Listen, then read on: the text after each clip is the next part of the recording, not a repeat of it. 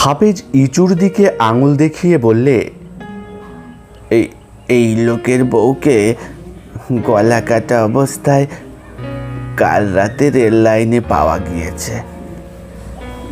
ওর নাম কি? আগে ইচু। ও রাতে কোথায় ছিল?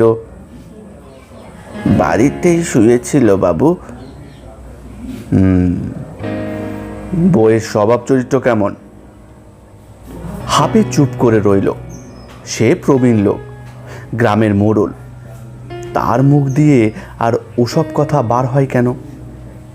বচিরউদ্দিন শেখ পাশ থেকে ঈষৎ গলা খাকড় দিয়ে বললে, বাবু ভালো না। ইচু অবাক হয়ে বচিরউদ্দিন মুখের দিকে চেয়ে রইল।